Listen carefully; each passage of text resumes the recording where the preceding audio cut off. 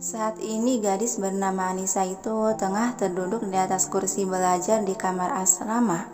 Dia tampak sedang disibukkan dengan tumpukan kertas tugas kuliah. Pintu kamar terbuka, memunculkan gadis manis yang sebagai teman sekamarnya memasuki ruangan. "Assalamualaikum," sapa Anissa tanpa mengalihkan pandangan dari lembaran kertas. Rika membalikkan badan seraya berjalan gontai menuju kursi. "Waalaikumsalam, Umi," jawab dia sambil mengambil duduk. "Baru pulang dinas, Rik?" "Iya, Nis." "Aduh, gila deh. Rasanya badanku remuk semua. Apa mereka pikir aku ini robot apa? Disuruh bolak-balik tanpa jeda, tanpa istirahat. Sungguh tak sanggup aku menjalankan dinas lagi, Nis. Aku tak sanggup, sungguh tak sanggup." Celotehan Rika malah bernyanyi. Mendengar itu Anissa menggeleng kecil beberapa kali. "Halus sakit telingaku." Kemudian dia memutar kursi yang diduduki untuk menghadap ke arah gadis yang terduduk di seberang sana. "Memangnya ada apa sih, Rik? Perasaan dinasku nggak kayak gitu banget deh." "Aduh, aku tuh nggak sanggup menghadapi tugas-tugasnya yang berjibun, Nis. Belum lagi KTI yang serasa mau pecah nih kepalaku menghadapi semua ini." Ocehan dramatis Rika sembari meletakkan sebuah paperback ke atas meja. Anissa kembali memutar lagi kursinya ke arah meja. "Wajarlah sayang, namanya juga mahasiswi. Lagian kalau tugas menumpuk itu karena nggak dikerjakan. Coba kalau dicicili dikerjakan satu persatu dan berurutan pasti beres tanpa menggerutu nggak jelas." Rika beranjak berjalan ke arah meja belajar sahabatnya itu dan melihat apa yang tengah dikerjakan. "Widih, rajin banget kau, Nis. Oh iya, ada titipan tuh dari Kak Alan." Tunjuk dia dengan kedikan dagu ke arah meja bundar yang tidak jauh dari meja belajar. Anissa yang sudah disibukkan lagi oleh tugas, hanya menjawab dengan gumaman. Pandangan Rika teralihkan ke arah lain. Ada sebuah jaket jeans yang tersampir di sisi ranjang Anissa. "Wih, jaket baru, Nis." Dia melangkah mengambil jaket tersebut dan membeberkan untuk melihat modelan. Tapi kok ini modelan buat cowok ya?" Anissa yang sudah hanyut ke dalam kesibukan tugas, dia tidak menggubris pertanyaan itu dan bahkan tak terlalu didengar. Suatu benda terjatuh dari dalam saku jaket tersebut. Sontak Rika melihat ke arah bawah di mana benda itu terjatuh. Dompet? Kok? Terjeda sejenak, dia mengambil benda kotak berwarna coklat tua itu. "Sejak kapan kamu suka memakai dompet cowok kayak gini, Nis? Bahannya halus bener. Ini dompet kulit brand ya?" Celotehan Rika menelisik permukaan modelan dan bahan dompet dalam pegangan tangan. "Dompet?" Tersadar Anissa seiring pergerakan tangan dia yang sedang menulis terhenti. Segera Anissa menggerakkan kepala melihat apa yang sedang dilakukan sahabatnya itu. "Rika?" Celutuk dia dengan mata melotot panik saat melihat gadis itu tengah memegang sebuah benda milik si Egi. "Iya, Nis, ada apa?" Secara cepat Anissa beranjak berdiri dan mengambil alih jaket juga dompet dari tangan gadis tersebut. "Kak, kamu lagi ngapain pegang-pegang barangku?" Rika yang terperanjat kaget akan perlakuan tiba-tiba itu. Dia merasa telah bersalah dan malu. "Maaf, Nis. Aku hanya ketarik aja gitu lihat barang baru. Tapi taunya malah ada sesuatu yang jatuh deh." "Iya, tidak apa-apa." Anissa hendak memasukkan kembali dompet tersebut ke dalam saku jaket. Namun tak sengaja benda tersebut malah terjatuh lagi ke lantai yang kali ini sampai terbuka isinya. Segera Anissa merunduk hendak mengambilnya. Akan tetapi pandangan mata dia seketika terpaku melebar saat melihat sebuah kertas foto yang terselip di dalam dompet. "Foto ini? Kenapa, Nis?" tanya Rika yang melihat sahabatnya diam saja. Tidak." Secepat kilat dia menyambar dompet tersebut dan memasukkannya kembali ke dalam saku jaket. "Aku nggak salah lihat kan? Foto tadi kayak fotoku dan..." "Mbak, Nis," teguran Rika membuyarkan pikiran kebingungan Anissa. Iya. Kamu kenapa sih, Nis? Malah bengong dan panik gitu?" Kedua mata Rika menyipit curiga. "Dan juga jaket itu pasti milik cowok kan?" "Hah?" Tersentak Anissa mulai gelisah. Dia menyampirkan kembali jaket itu ke ranjang lalu berjalan ke arah meja belajar. Kamu gak bisa ngehindar lagi loh, Nis. Siapa dia? Apa akhirnya kamu melepas titel jomblo seumur hidupmu? Goda Rika ikut membuntuti. Bisa dibilang begitu, timpal Anissa sembari menundukkan diri ke kursi. Wah, beneran nih yang aku dengar. Akhirnya Umiku sudah pacaran. Antusias Rika berbinar semangat. Bukan pacaran tapi nikah, jawab Anissa. Hah? Nikah? Teriak Rika dengan mata melotot kaget serta mulut menganga masih loading mencerna. Anissa menutup sebelah telinga karena bising oleh suara teriakan gadis itu, lalu menempelkan telunjuk ke bibir. Shh, pelankan suaramu, Rik. Dan benar, dia bukan pacarku, tapi sudah menjadi suamiku. Wah. Heboh Rika segera menyeret kursi belajar milik sendiri dan duduk berhadapan dengan Anissa.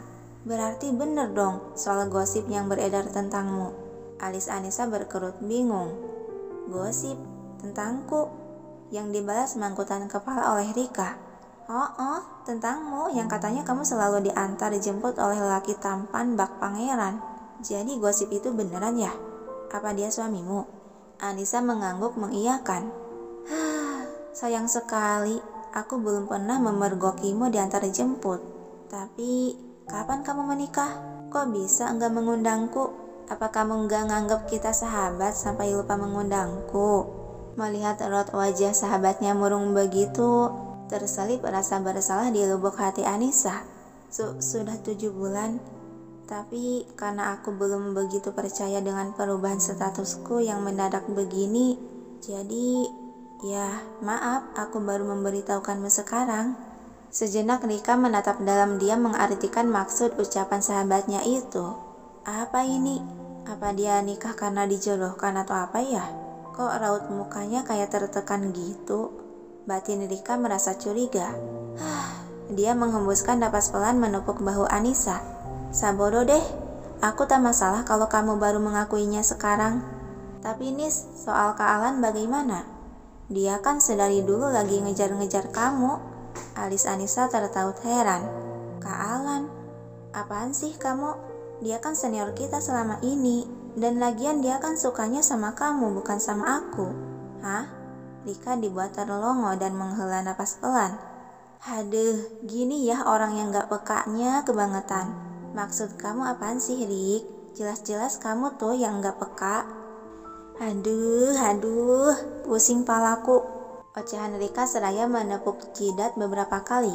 Kemudian dia sengaja mendekat untuk lebih jelas berkata, Gini, tak ceritain soal perjuangan si Alan dermawan yang tak kenal lelah itu, agar matamu terbuka lebar. Anissa menurut mendekatkan diri. Kau tahu Nis, selama ini banyak cowok yang lirik kamu saja langsung disabet dan Seketika ucapan Rika tergantung di udara saat beberapa notifikasi beruntun masuk pada ponsel. Sontak perhatian Anissa teralihkan melirik dan meraih benda pipih yang tergeletak di atas meja belajar. Sebentar Rik, aku mau lihat pesan dulu takutnya penting. Dikacangin deh. Sebal Rika dengan bibir tercebik. Anissa menekan tombol untuk membuka pesan masuk dan membacanya yang seketika membuat alis dia terangkat sebelah. From my husband. Jangan makan makanan dari si sialan. Sejak kapan nama kontak si Egi berubah jadi lebay gini? Dan ini apa maksudnya coba ngirim pesan begini? Tapi sebentar. Anissa teringat soal paper bag yang dititipkan ke Rika dari si Alan. Segera dia menyapukan pandangan mencari paper bag tersebut. Rik, itu isinya apaan? Tanya Anissa mengedikan dagu ke arah paper bag yang berada di atas meja seberang sana. Rika ikut melihat ke arah pandang. Kagak tahu tah, mau aku bukain? Yang dibalas manggutan kepala oleh Anissa. Tolong ya, lihat isinya apa.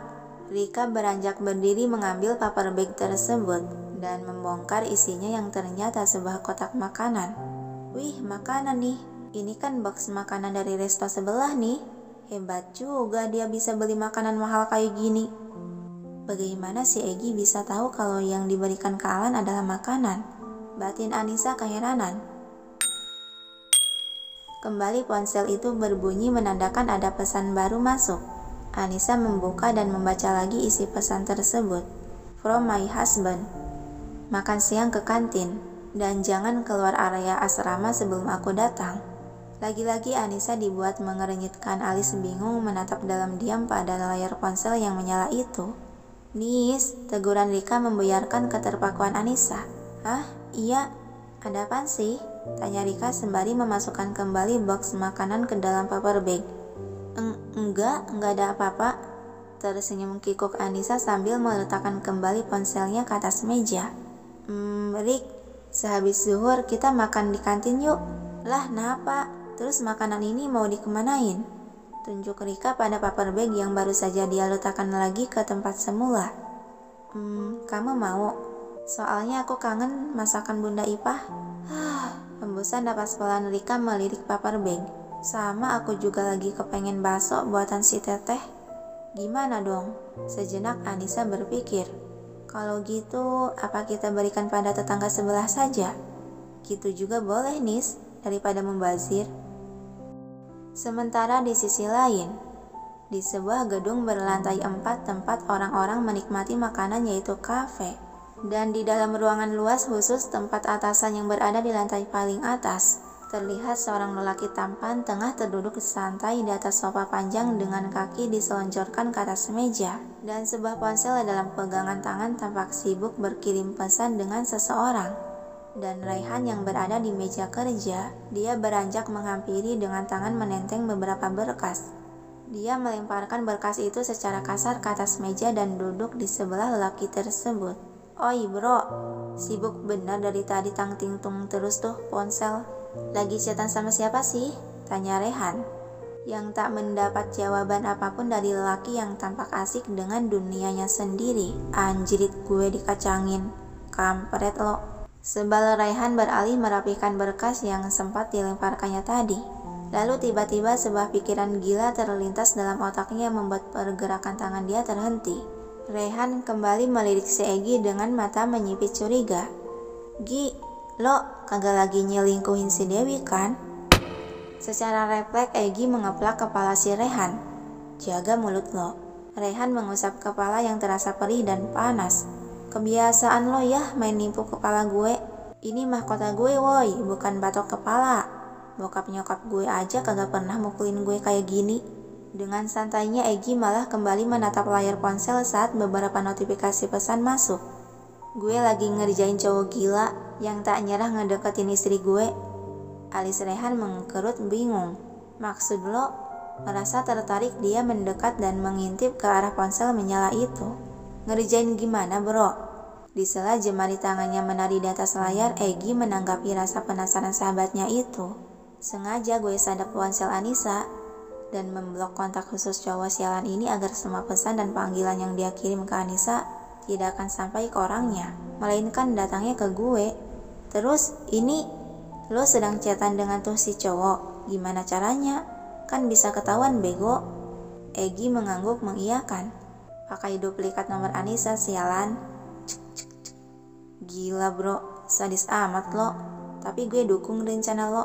Yoi, balas Egi sambil meletakkan ponsel dan beralih mengambil berkas yang ada di atas meja. Lalu dia mulai membuka setiap lembar untuk diperiksa isinya. Itu laporan mingguan ini. Dari keseluruhan beberapa kafe, kalau showroom gue belum kelar ngerjainnya, kata Raihan menjelaskan lalu beranjak dari duduknya melangkah ke arah meja kerja. Gi, lu gak ada niatan angkat satu sekretaris lagi gitu buat di showroom? Gue kagak sanggup harus rangkap gini bro. Kerjaan gue terlalu berat, mana nanti mau kuliah lagi. Bisa stres gue. Ocehan Rehan yang sudah duduk kembali ke kursi kerja. Enggak, jawab Egi singkat padat dan jelas. Membuat Rehan menghembuskan napas kasar. Dasar bos otoriter, tidak memikirkan keinginan karyawannya. Gue juga kan pengen seneng-seneng dan santai-santai, enggak tiap hari mainan gue kertas dan janji temu bukan dengan cewek lagi. Egi mendelik tajam. Mau gue potong gaji lo? Ancaman dia yang seketika membuat lelaki itu berhenti mendumel dan pura-pura sibuk dengan laptop. Udah otoriter, pelit lagi. Nasib jadi bawahan.